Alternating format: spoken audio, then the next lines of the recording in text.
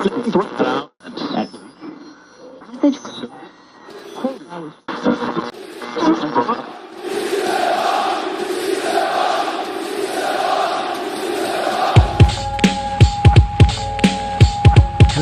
is Matt. Kosei. Mark.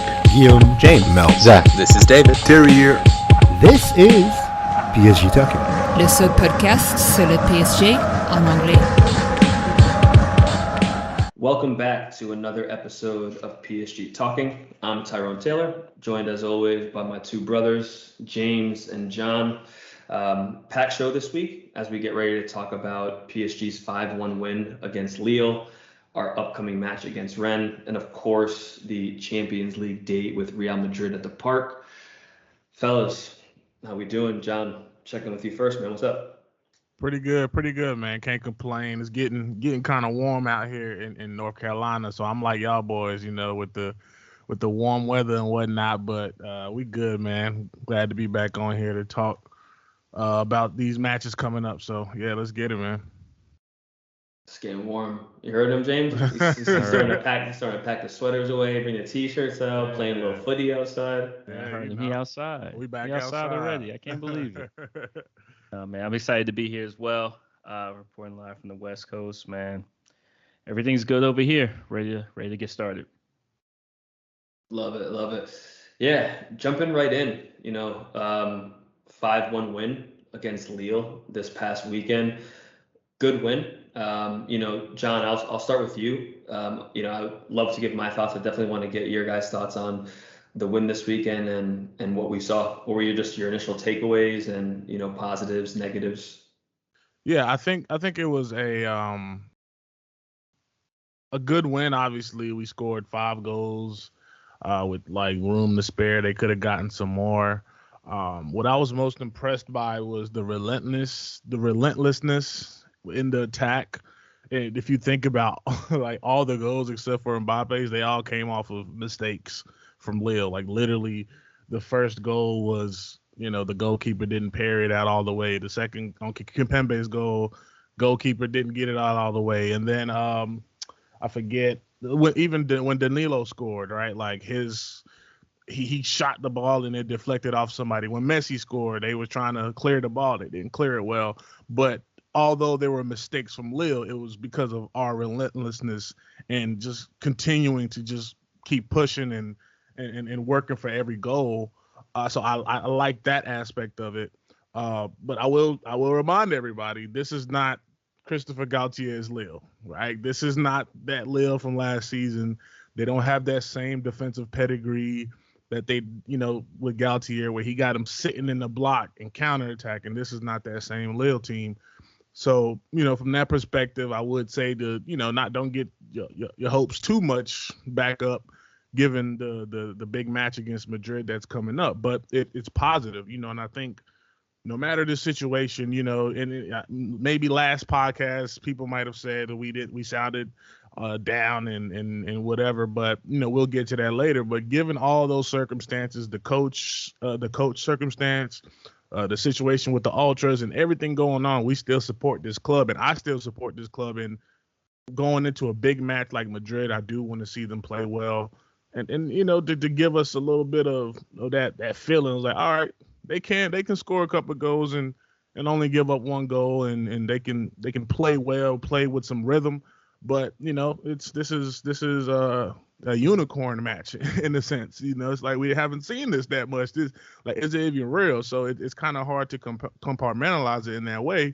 But I think if you're playing good before a good match, that usually leads to a good result in that big match. So we'll see. But overall, I was happy with the win. It was good to see my boy Danilo get a brace. Big brace boys out here. I think he's been playing really well, man. And I think that when it comes to Madrid, he's not gonna. I don't think he's gonna start, but he's gonna play in those matches. And again, the way he defends in the low block is so important for us. So I think I'm glad he's getting that rhythm back. And so yeah, I was happy with the match. But again, I'll say that this is not Christopher Galtier's Lille. And a lot of those goals came from mistakes from Lille, but we were creating those opportunities, and so that was good to see. Yeah, I definitely agree. I think while I do agree that it isn't, Galtier's Lille, I will say this and give credit where it's due in terms of while this is a team that has struggled in the league, they have performed when needed in the Champions League, right? It's kind of one of those teams and PSG does this or deals with teams like this. And in all sports, you have like a bogey team that for some reason can't get it right in league play, but tends to play up to the level, when a big game comes around. So I do agree with the fact that yes, some of our goals were off deflections or mistakes, but I'll also agree, with the fact that the goals came from a lot of PSG pressure. Something like 18 total shots, 4 or 5 big chances created. So the pressure was there. Not that stats mean everything, but PSG's XG that game was 3.31. So just based on the output, we were expected to get 3 goals. The Mbappe goal was a golazo. It's sick. And more and more I watch him play, like when he comes in off that left-hand side on his right foot, we've seen him multiple times, thinking back to the Champions League against Barcelona last year, just curling that into the upper right-hand corner, which is it's just filthy, man. Love to see it. Hopefully we get one of those, a couple more of those this season, hopefully the Champions League. What do you think, man, James? Man, I think this is one of those games that, on the stat sheet, of course, it's always great to win. It's always great to win by a high volume. But if you look at the body language of the players on the pitch, the composure, there was a level of confidence, there was a level of control, that it never looked like the game was out of reach, and they looked like they were having fun playing footy. And that's what you always want to see. Sometimes we forget that, well, yeah, this is a job. These are highly tuned, highly trained athletes that are being paid millions to play a sport. They're still doing the thing that they love. And it's always good to see the joy in the play, because there is something that's like attached to that. Like seeing that Mbappe goal, the level of composure and confidence doesn't take place if we are down 4 goals. Like he's not taking that kind of shot. That comes from being or having, the game in hand, feeling composed, seeing your opponent and saying, there's nothing that you can do to us. And I think you both touched on that, just the pace, momentum, and relentlessness of PSG really shine through in this performance. And, I got to say, man, Mendes, let me tell you something, man. Talk about it. Talk about it. The shimmy, dog. The hezzy, the body feint. That hezzy is different. Let me tell you something. I fell. I was in my house. I fell.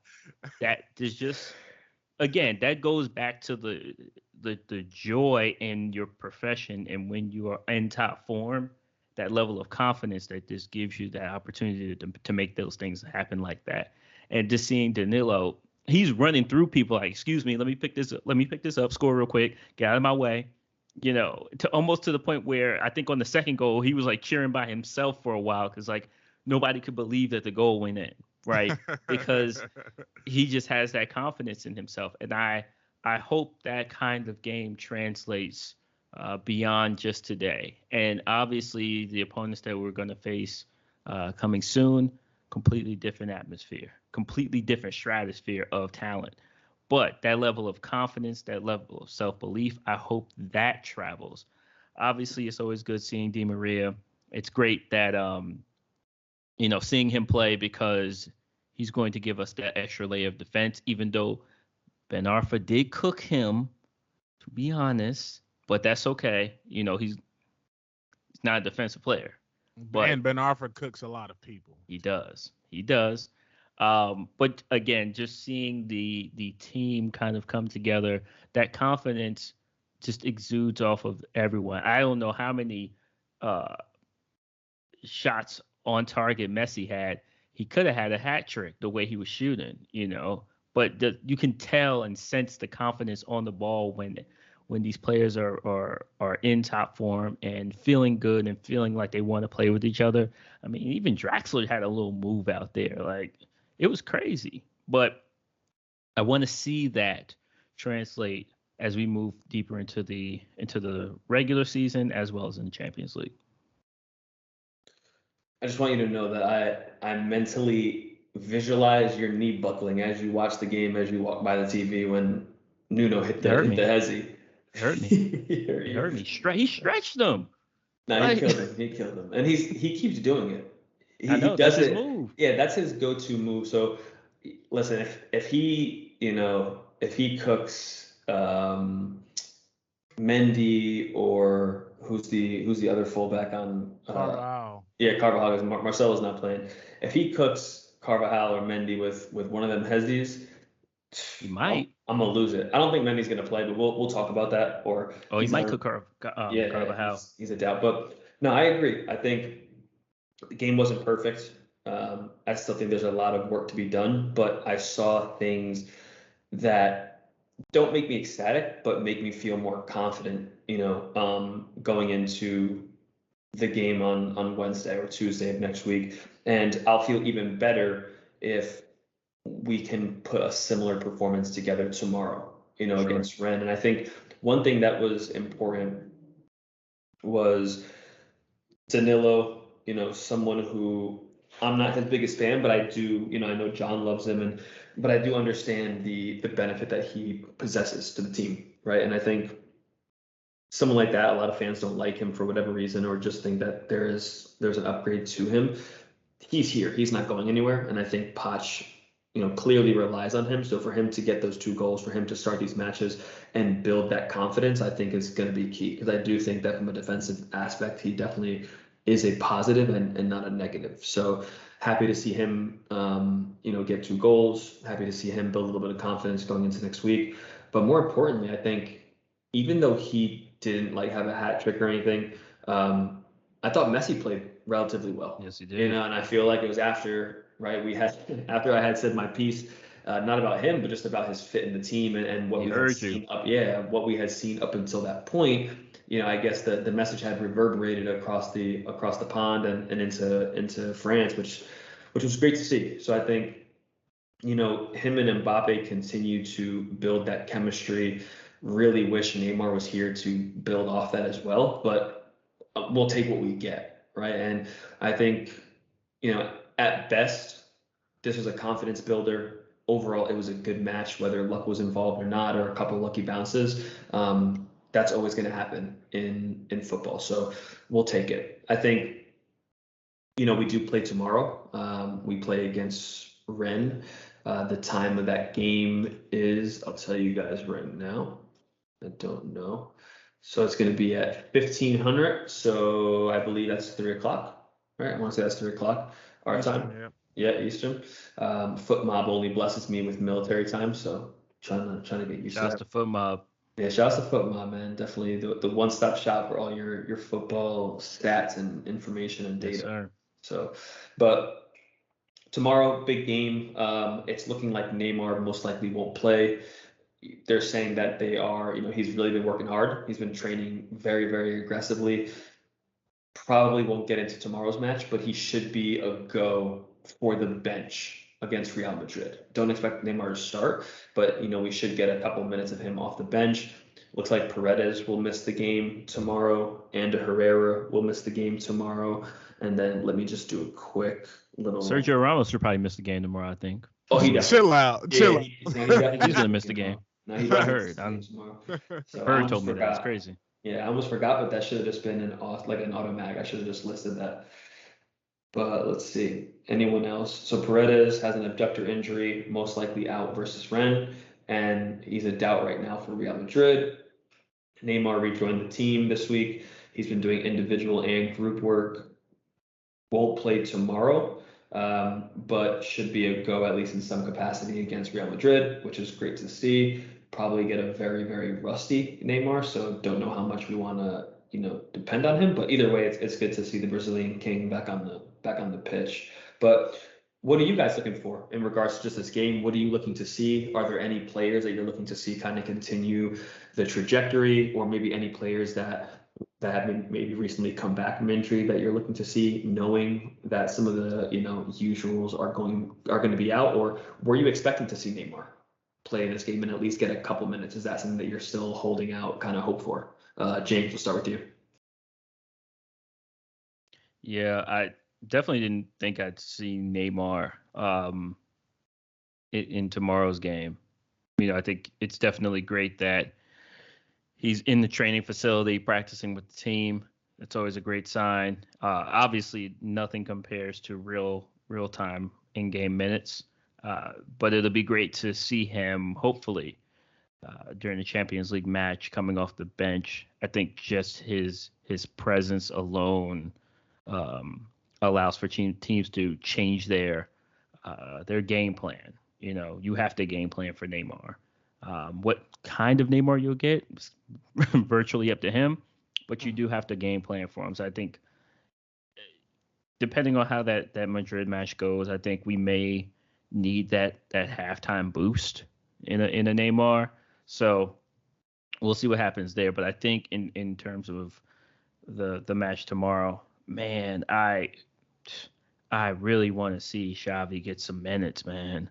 Like I think he came in like the 85th minute of the Lille match. It's like the 85th, 86th. Yeah. Like, give that kid some minutes, dude. This is obviously a tune-up match for our starters going into Champions League next week.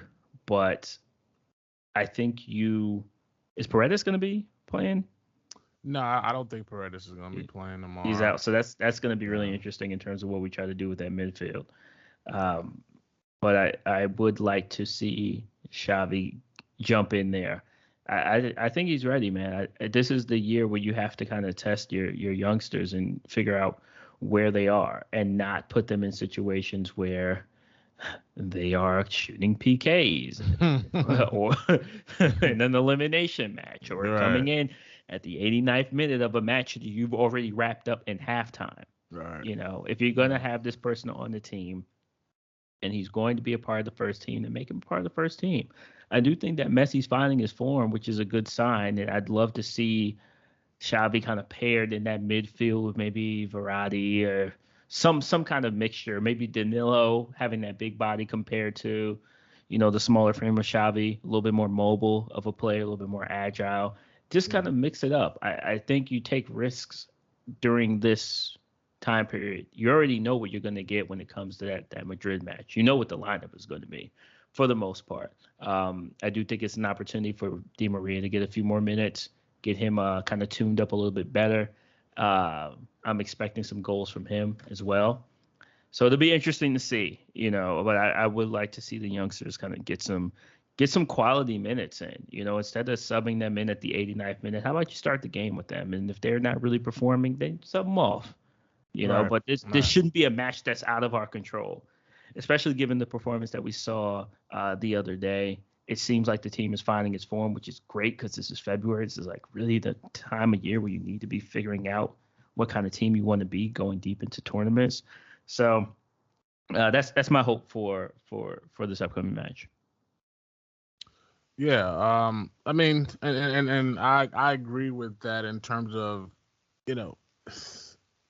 the rotation and including players like Xavi and some of the other youth players. And again, in an ideal situation, that would be a good idea. I just think that Poch in his current situation, he's not about to go out like that. Like if he's gonna go out, it ain't gonna be on the terms of him having a youth player in there. But I do think if there is a youth player that he's gonna include in the Madrid game or in continuing to put in the big matches, it is gonna be Xavi. And like I said, Xavi's played in the last 10 games. Like whether coming off the bench or starting, whether it be league or cup, he's played in the games. But again, it takes repetition, and that's what the coaches have to do. They have to find those chances and those opportunities for those youth guys to play. But I think we'll know for sure once he gets permanently put up onto the first team, and it's not one of these on basis type things where he goes back with the academy and then back and forth. But I think he's ready. There's nothing that kid won't be able to adapt to or be able to to grow into. Like he's just a special talent. But outside of that, man, I think that it is a chance also for those academy players to play, because it could be a time where Poch can decide to rest guys. Like, Danilo can use some rest because he's played a lot over the last the last 2 months. But again, it's one of those things that, with the physios and the medical staff and them knowing, like, is it okay to rest this guy in this match when there's 3-4 days away from that, from the big game. So all those things have to be taken into account. But I think that, we also got to look at Idrissa Gueye. Like, I don't know when they'll be back, him and Diallo. I'm not sure when they'll be back, but they're not playing tomorrow. Yeah, okay. So even if he's not playing tomorrow, I think Idrissa Gueye has to be the other starting midfielder against Madrid with Verratti. But that third midfielder is, Danilo right now is putting on a good audition for that. And depending on how Paredes plays or Ander Herrera, so, it's a chance to give those guys an opportunity to play in this match tomorrow. And, don't sleep on Rennes. They're like, I think 5th or 6th on the table. So it's not gonna be a super easy game, but there hasn't really been an easy game this season, given our squad. And the last thing I'll touch on is Messi. And as y'all both said, that looks like he's finding his form and finding his footing within this club. And one of the more interesting things that it's a blessing in disguise, because Neymar's been injured, but I think with Neymar's injury, it's allowed Mbappe and Messi to get a little bit of chemistry, to get their little 1-2 going on. I agree. Because Neymar and Mbappe got their 1-2 already. They've played 3 seasons together. Messi and Neymar got their little, chemistry. So it's important for Mbappe and Messi to get that. And I think with Neymar's absence, it has allowed Messi and Mbappe to sort of find their chemistry and their cohesiveness within each other in those tight spaces.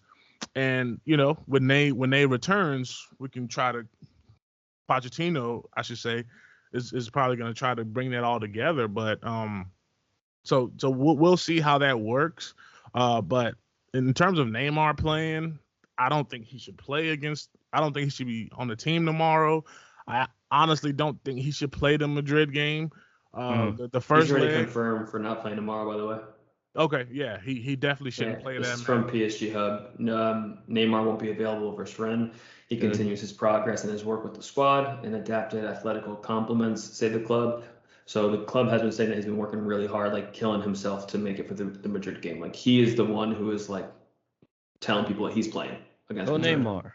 Neymar. Yeah, well, good for him. Good for him. But that's also one of those things where it's like somebody, a coach, a physio, somebody's got to pump his brakes a little bit, because, like, dude, like, you've been hurt every fucking year almost. And for these same reasons, it's like we get to the point where it's a big match in the Champions League and you're either coming back from an injury where we have to rush you back, or you're not available. Mm-hmm. Like, we have Messi and Mbappe, bro. Like, if we can't handle Madrid in that first leg with Messi and Mbappe, we shouldn't even be in this conversation. So I think that we have a good enough team to beat Madrid, or to get a good result in the first leg without Neymar.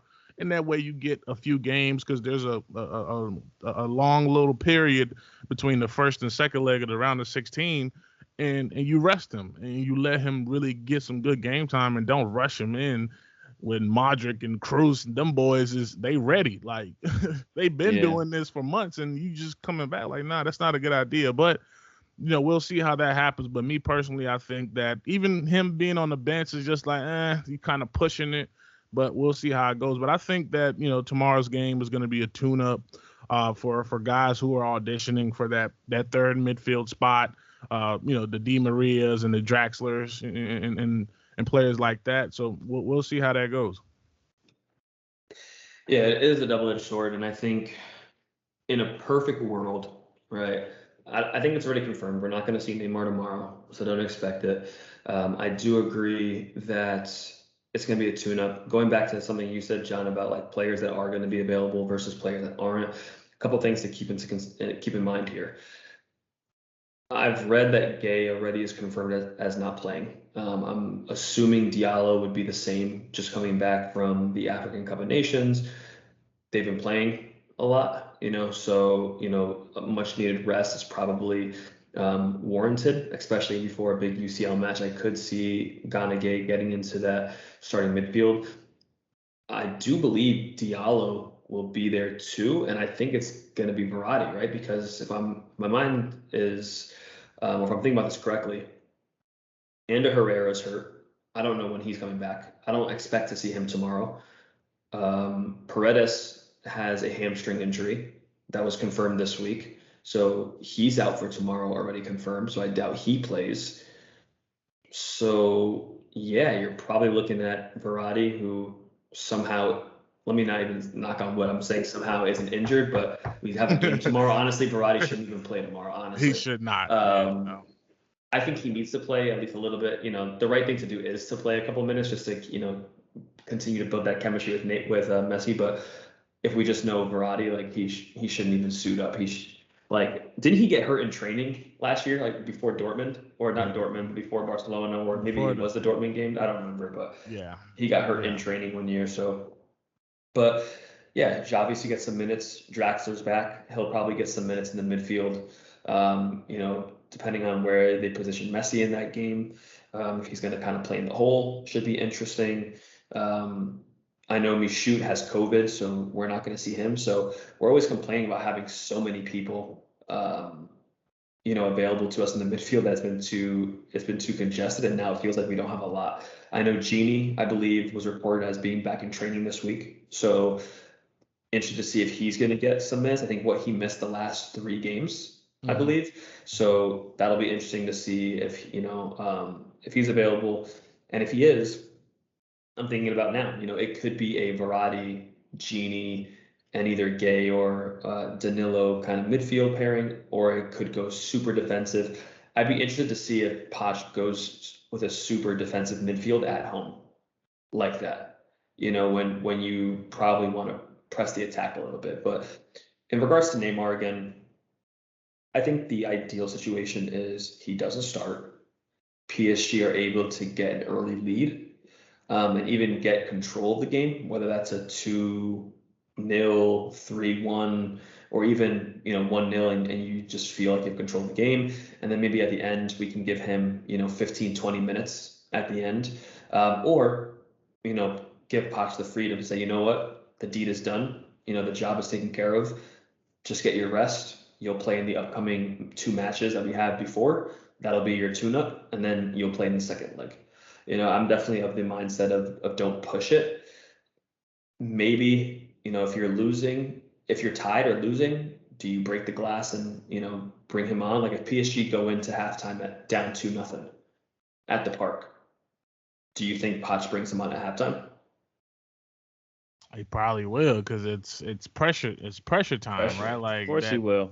Yeah, and it's from pressure from the fan base, expectations of his job being on the line, and then the pressure of Neymar being such a big star and wanting to play. Right.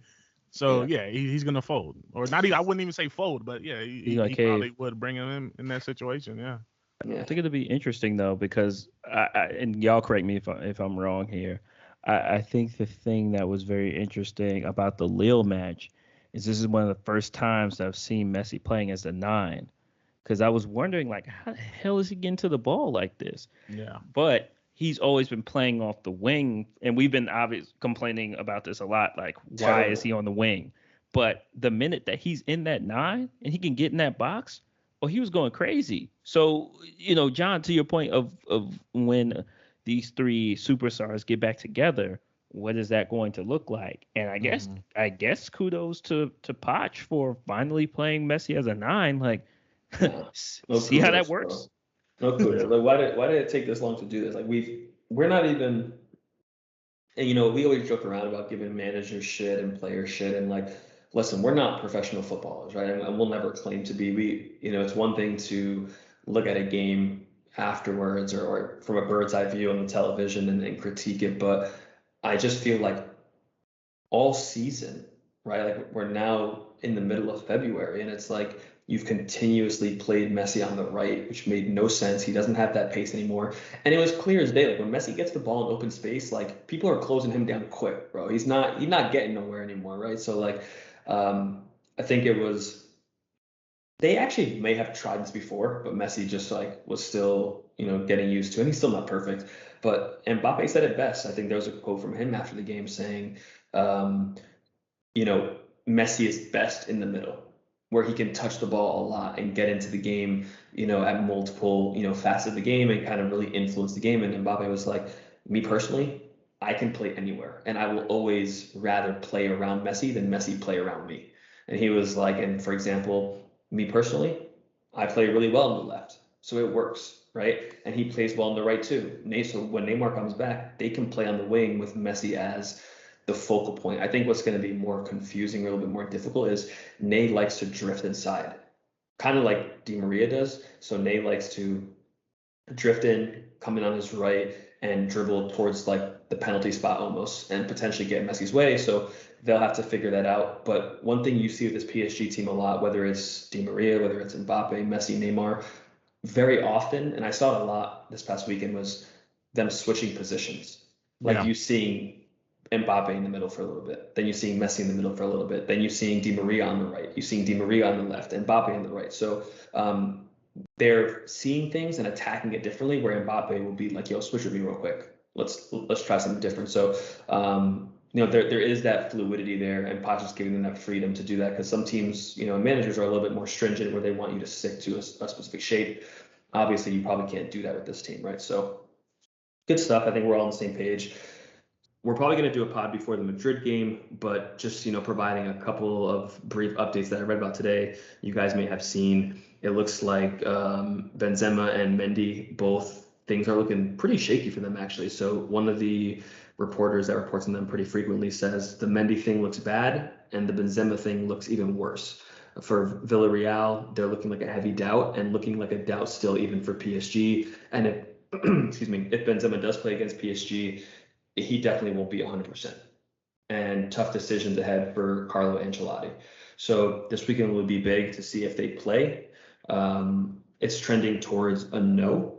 But Benzema is saying that he wants to play, and apparently Ancelotti has said that even if Karim is not 100%, that he plans on still playing him. So they're dealing with a little bit of the same situation that we're dealing with from an Ultras perspective. So any take there? I'm not sure how much you guys have been following Real last couple of weeks, but do you think this is a bluff, or did you see the injury? Do you think that Neymar and Karim Benzema are going to be in the same spot in terms of fitness and availability?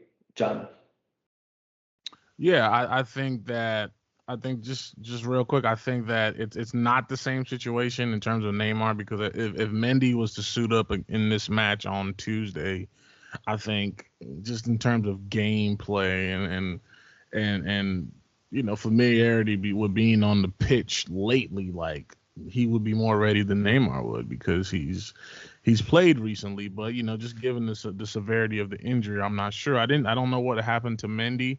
But in just within this situation, it kind of brought up to my mind, like, you think about, I don't know if I don't follow that many Real Madrid fans, so I don't know what their stress level is with the Benzema thing, but I don't imagine that they're kind of like losing their shit over Benzema being potentially out, because they have Jovic, they have Hazard, and they have other players, Isco and Asensio, players that you can place in that.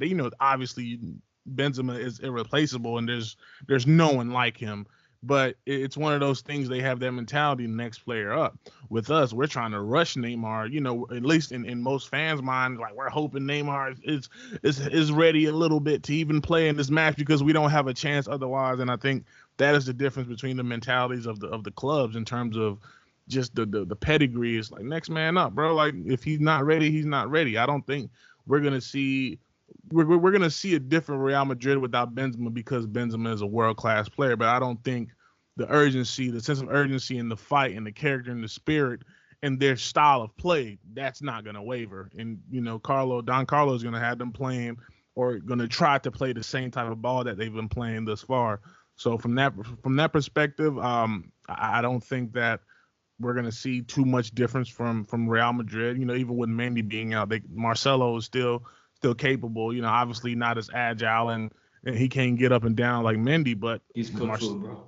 If he's Marcelo's in the game, he's cooked food. He's cooked food. Well, yeah, he's cooked food if Mbappe's on that wing, but yeah, like I just think that he can provide something from them offensively that Mendy normally doesn't, because Mendy's is a traditional fullback. He actually defends, and then Marcelo is just there to be he's pretty much a winger essentially. So I say all that to say that if Benzema isn't there, obviously for us it's we get a little advantage there because he's a great player.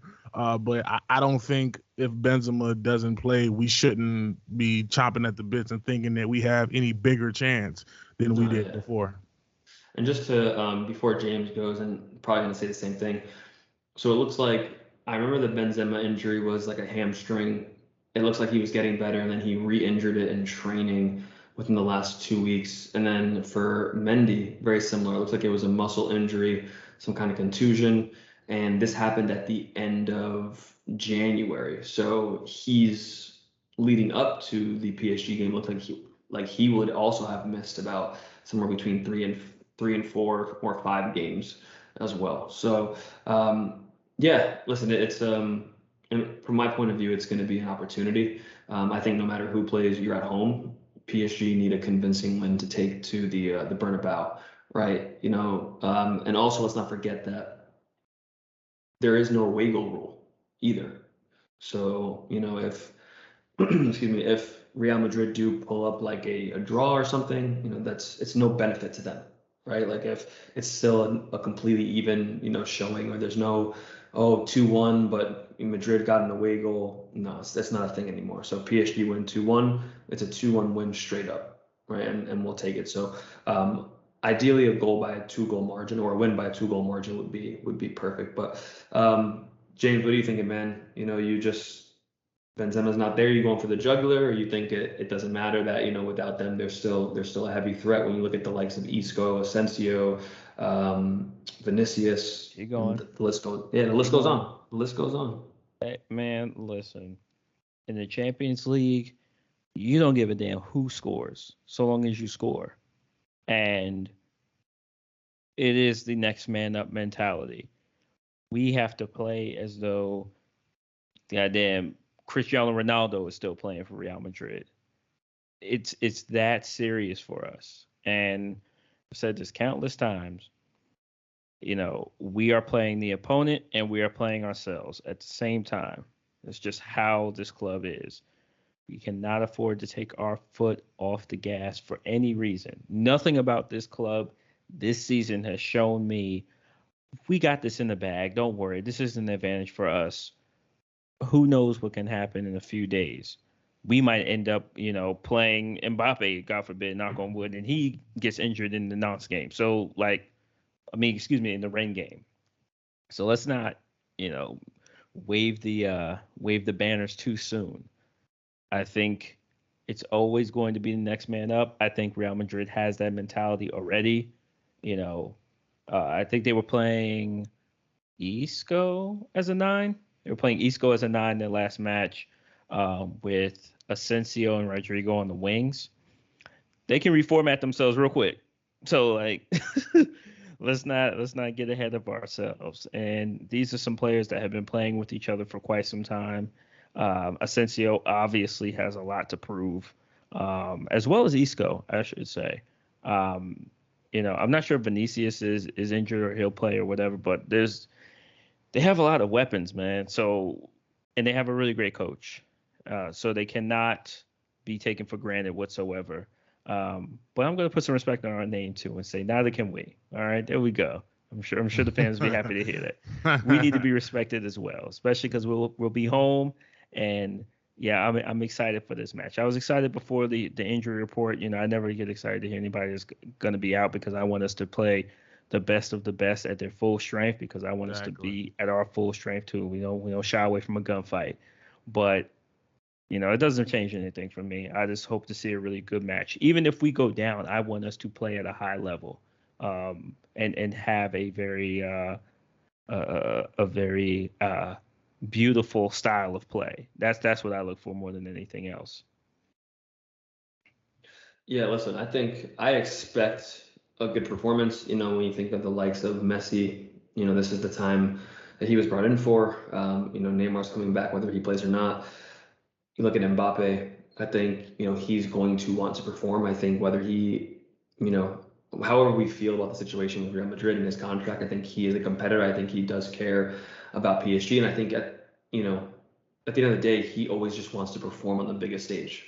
Right. And I think so. This is the biggest stage. So I think whether it's an audition to show fans what he is bringing to Spain or to show fans that, his love and his heart at the current moment is still with PSG, at least until the end of the season. And, he takes off that jersey. I think he's going to look to prove a point. And I think he's reiterated that over and over again. So I'm excited. I think no matter who plays, I'm expecting, a good performance. And like I said, I'll feel even better, if we can kind of come out tomorrow and show and prove type of thing, but that'll also be dependent on who plays. But let's see, I want to see some good football at the end of the day, just like you guys do. So awesome. This is an interesting one. So, some of the folks in the Discord actually passed this over to us and asked us to give, our take. So this is a recent kind of message that went out from the PSG Ultras. So I'm going to go ahead and just read it real quickly. I'm going to read it in French for you guys. No, absolutely not. That was terrible. Shout out to Ed. I won't put you guys through that. Shout out to Ed for doing his best to translate. He did say it's not 100%, literal, but it should be close enough to, give us the gist of what they were trying to say. So basically, they say they're fed up. For too long now, the club has looked like something we can't tolerate anymore. A club that wants to be a global brand, obsessed with shirt sales to the point of forgetting its true colors and insulting its fans by playing in the away shirts at the Parc des Princes. A club that piles up stars like a spoiled child without thinking about coherent sporting projects. A club that dreams so much bigger that it feels like a season starts in February and domestic competitions don't matter. We don't recognize our club, which seems to have lost even its cup DNA following the recent defeat against Nice. Today, our patience has reached its limit. The sports management of our club is incomprehensible on every level, constantly switching coaches without ever putting forward a game plan coherent with the players signed, underutilizing players that are so well paid that football doesn't seem to be their priority anymore. Youth management makes no sense. No respect for the women's team. And let's not forget the special privileges given to some events that shouldn't have taken place that should have taken place in telenovelas in the professional football club, or not in the professional football club. We have always given our full support despite huge disappointments. Today we want to sound the alarm. Players, executives, it's time to react, or we will once again meet unacceptable upsets. Respect us, respect our colors. Collectif, Ultras, País. So, listen, man, I think, one of you guys made a joke after we had kind of read this before we started recording, that this basically just sounds like what we've been saying on the pod for the last couple of weeks, right? So we're not the only ones who are just kind of fed up. I think that there are definitely subliminals in here for multiple players. I'll be honest, one thing that I'm glad they brought up, but I personally hadn't thought about that much was, and this could be more, for an American thing, I think as an American, or, my love for sports is, I usually just love seeing my team, no matter who they are, wear their whatever color or whatever jersey that I like the most. If they're wearing it, I enjoy it. I think it's actually very common here in the US, from an NFL standpoint, for sometimes like the New York Giants, that's my football team. They used to wear their away jerseys at home all the time, which was their white and red and blue, fits. I don't necessarily love the pink jersey. I wasn't upset that they wore, the away jersey at home, but to individuals who grew up loving the sport and, speak about the colors, that is a big deal apparently, and I respect them for speaking up, right? So I love that aspect. I think it looks like they had some words, I'm assuming could be addressed to Neymar, special privileges. When I hear that, I think about, him leaving early for vacation or coming back late, going to Carnival, going to friends' birthday parties, throwing his own, massive birthday parties, a couple of days before a big Champions League game. And then when I hear telenovelas, I think that potentially could be, insinuated towards him. I think we all agree, with the youth management making no sense. Players that are paid so well that football is not their priority. When I think about that, I think about players like Draxler, someone who is paid well and has been, they've tried to sell him on multiple occasions, but Buddy never seems to want to leave. Him and his lady are happy in Paris.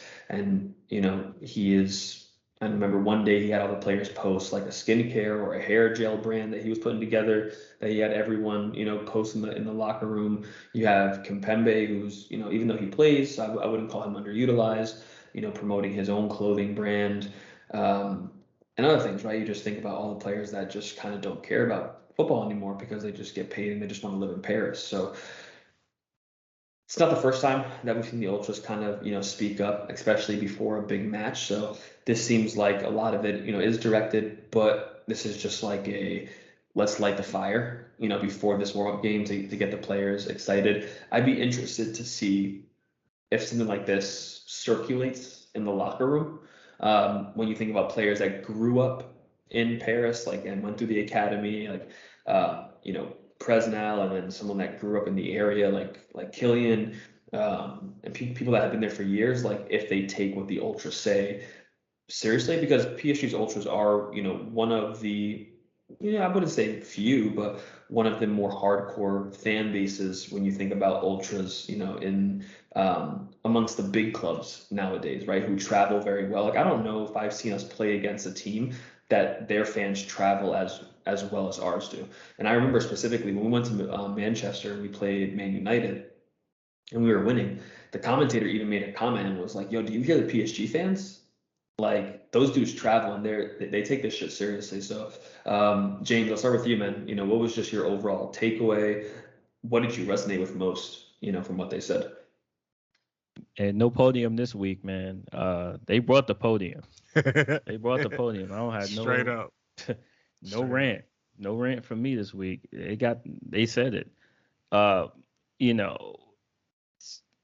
Having a fan base that is this invested in the club, and has the political cachet to make their presence known is very important. And I think that is one of the things that I love about this sport versus other sports, right? Like I don't know if anybody's been following, but Lakers fans are really going through it right now.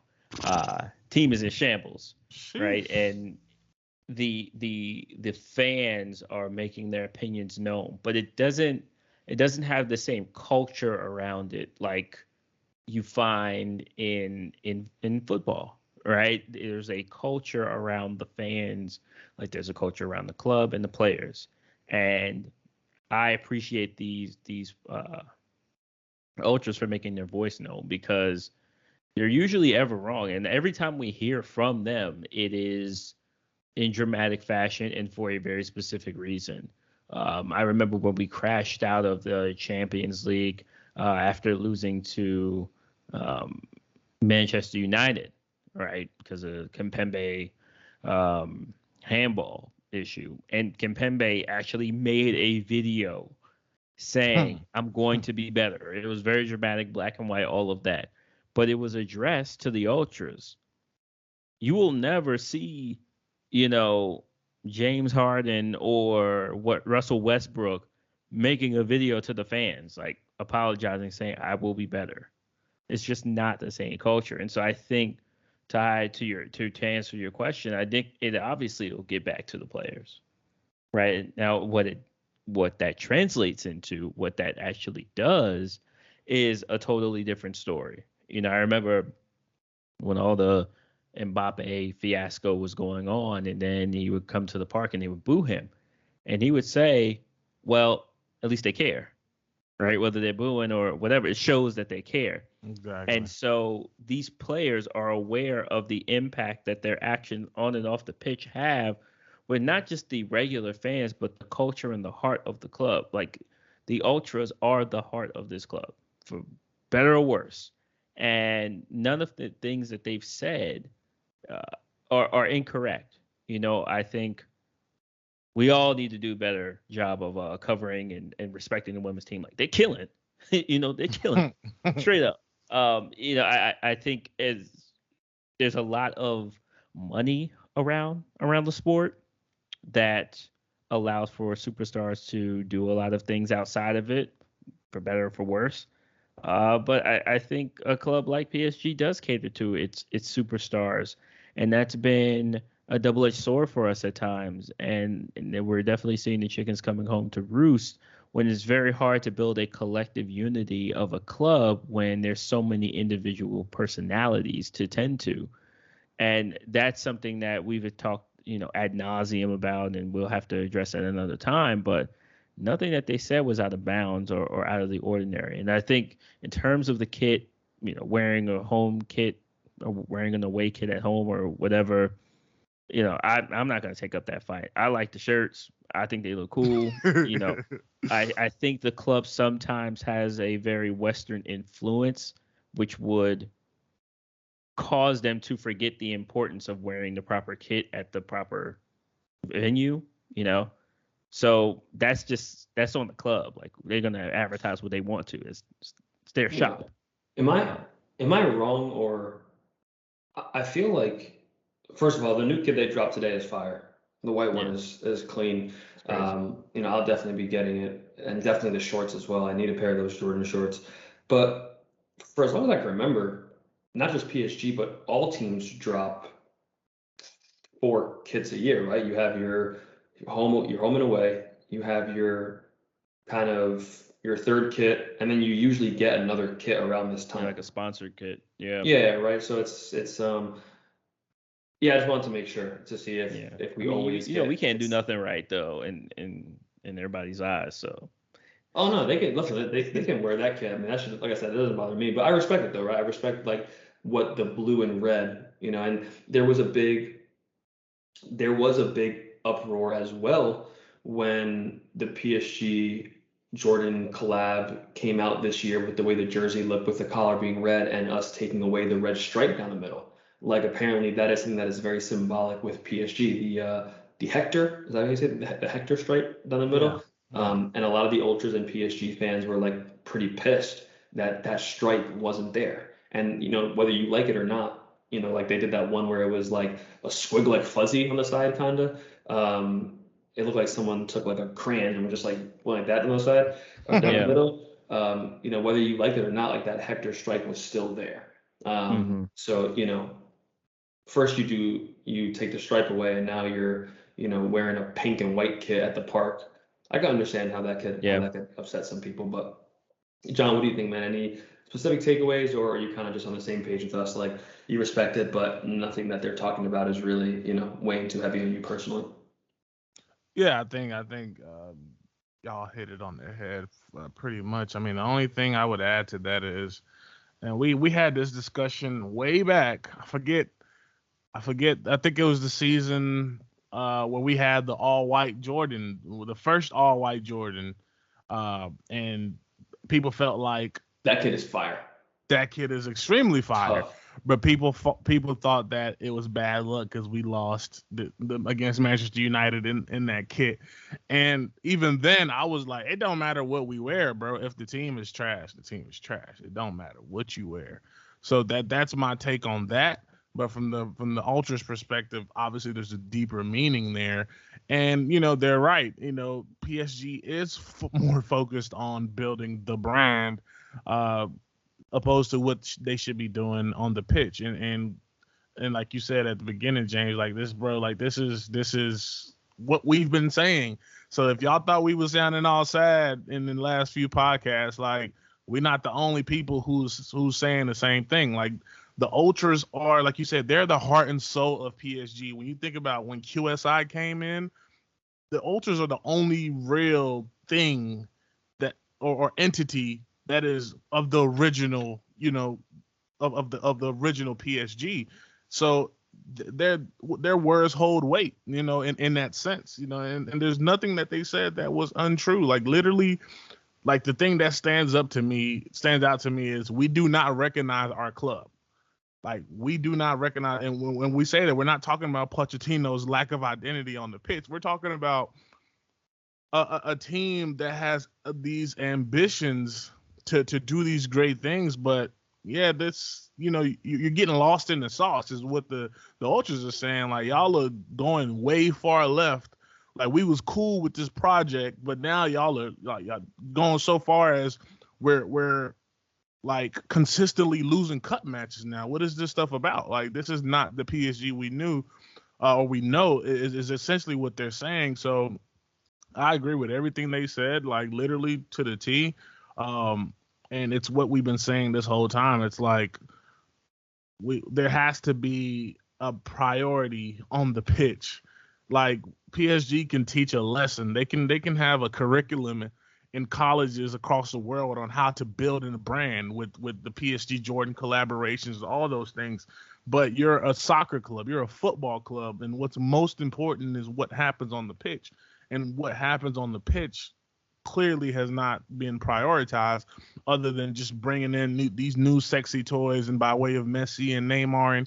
And as fans, we appreciate it, but if there's no real umph behind it, like it's time for them to sort of ring the alarm and say like, yo, we're not cool with this. We're not cool with this anymore.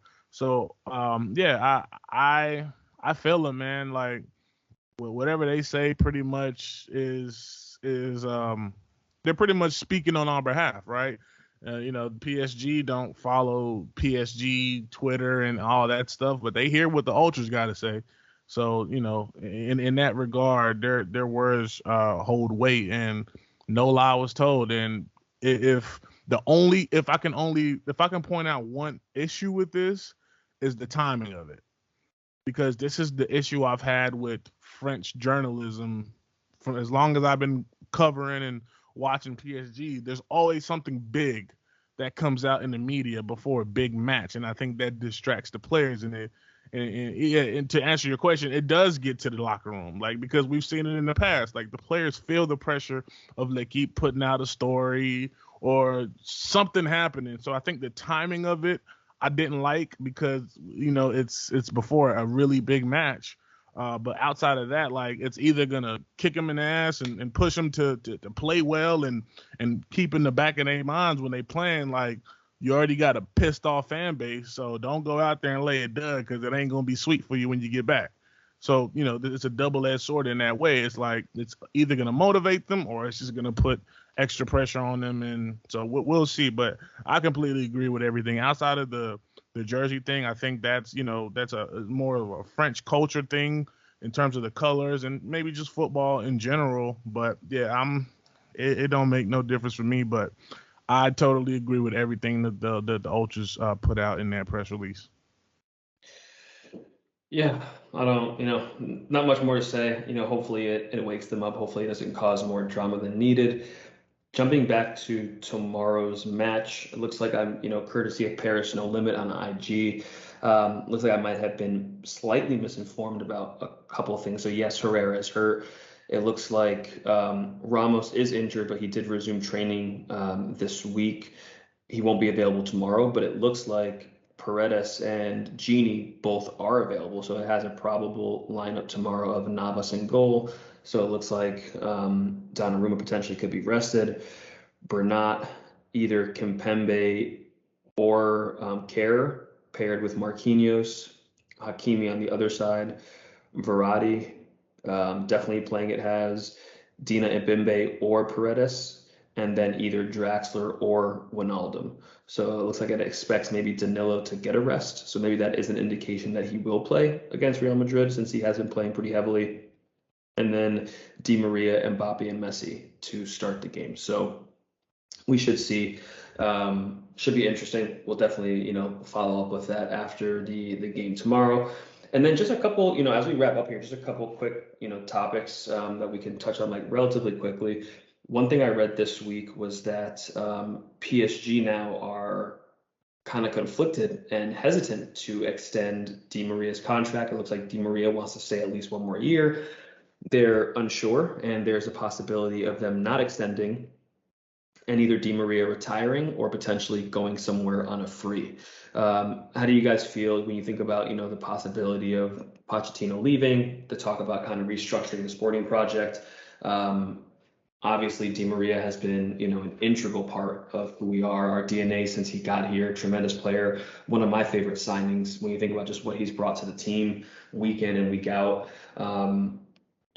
Are you guys at his age, at what he's paid? Are you guys a fan of, bringing him back? Or do you feel like it's one of those things where we have to eventually kind of just rip the Band-Aid off and become a little bit younger on the wings and up front? John, start with you. Oh, my bad. I was on mute. Yeah, re-sign Di Maria. Let me reiterate that. Re-sign Fidel. He is one of those players who's come up clutch for us in Champions League matches, and just think about the match against Napoli. And I think the issue there for me is if you don't re-sign him, are we thinking Dembele, right? Like, who are we thinking to bring us that winger? It's because I said the last pod, outside of Mbappe, Neymar, and Di Maria, we don't really have any true wingers on this roster that you can say, like, yes, we'll plug them in on that right wing or left wing and they hold down that space the way Di Maria does. We don't really have that. So if you're not gonna re-sign him, are you thinking long term in terms of you're gonna bring in another player in that position, or do you plan to go a different direction? But in terms of just destroying and rebuilding this PSG team, I don't think Di Maria is the piece for me that determines that. I think he is replaceable in that sense, given his age and those type of things. But I don't think he is the domino that falls and you're like, oh, okay, PSG are destroying this thing and trying to rebuild from the ground up. Like that. That's not the move. But again, I go back to how valuable he's been since he's been here. I think he's like, his assist record is crazy. And he's a veteran. He's played in big matches, Champions League winner, and seems like to be a good locker room guy. And I think that he comes up big in those clutch moments for us.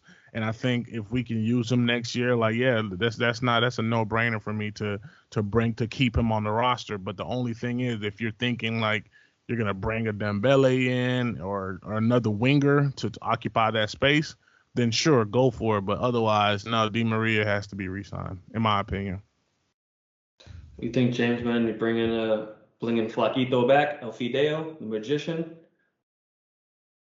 Man, I should work in this front office because, like, they can't fool me with this. They can't fool me. They're gonna resign him. Like, they give him the max. They give him the bag, 5 years. I don't know if they give him they might hit him with maybe a 1 or 2 year, give him the Messi contract. But like, realistically speaking, this team is all in on this club in this format right now. And we've had conversations about this at length. Like, y'all can't bail on this project until after World Cup. Full stop. So stop. This is cap. 100%. Go ahead and re-sign him because you don't have a sporting project or the blueprint for a new sporting project anytime soon. You still have to figure out. They're still having conversations with Mbappe's family trying to convince him to stay. So this team is all over the place. From a front office perspective, it's all over the place. Go ahead and sign Di Maria again. Of course, we have to figure out how to play him with that Messi, Neymar, Mbappe front three. Still have to figure out what makes sense in terms of getting Di Maria some quality minutes. But at the same time, like, you don't have a better option. Like, you're not signing Dembele. Like, stop. This next story. I do agree. I think a 1 year deal at 33, potentially could make sense, especially if he's maybe willing to restructure his contract and take less wages if he truly just likes, wants to finish his career at PSG, which is what he said multiple times, and wants to stay in Paris. His family is happy there. if he's willing to take a little bit less money in the wages and let us bring some more youth products, up, especially I think it's smart to keep him if you plan on going after Dembele just because of his inability to stay on the pitch. If having Di Maria in that spot isn't a bad idea. And he hasn't proven us wrong yet, right? I think he's had a good year. And if you're a new PSG fan and you haven't like really watched Di Maria, this dude is cold-blooded. This dude is cold, bro. Like when he was at Real Madrid, different gravy, man. And when he first joined PSG, like when he was playing with, Ibrahimovic and Cavani, this dude was nasty. And he had a filthy year like 2 seasons ago. I remember the year that we went to the final. I think it was when we played Bruges in the group stage. I remember he was just diming up Mbappe left and right, bro. Like it was sick. So he's definitely has lost a little bit, but I mean the left foot is magical. You never know what you're gonna get from it. So if the conditions were right, I personally wouldn't be upset. I do think that we do need to bring more youth into the team, and I do think that there has been a conversation. Again, I don't know who's having these conversations, but it was part of the league about like how they want to redo the sporting project, that PSG really wanted to get back to really incorporating more French players in their team and get away from it being just a South American team and kind of get back to its roots, right? With individuals who were born and raised in France. So we should see. Next story, really not a story, but leaked today that apparently a host of senior Man United players in the locker room have all kind of spoken up and have let it be known that they believe Poch is the right man for the Man United gig. I think as we've all known already, Poch, was asked recently about Zidane joining PSG. He had to shrug that off and kind of just say he's happy and he's focused on the right now. He's not too worried about the Zidane rumors. But with that being said, we reported last pod that it's pretty much sounds like it's a done deal that Pochettino will be let go and will go his own way at the end of the season, right? So I don't know if you guys have anything on that, on the whole Man United thing, or it's kind of just a foregone conclusion that he's gone and not surprising if he goes to Man United. Man, who cares? Boo, tomato, tomato, tomato, throwing tomatoes. Like, no. Like, who cares? Yeah, I think it's a foregone conclusion that he's going away from the club. If he goes to Man United, I'm not certain, but it's pretty understood by everybody at this point that this is his last hurrah at PSG. Wish him all the best, but as far as like Man United business, like, man, please. Man, James said he don't care about that, bro. Do tomatoes.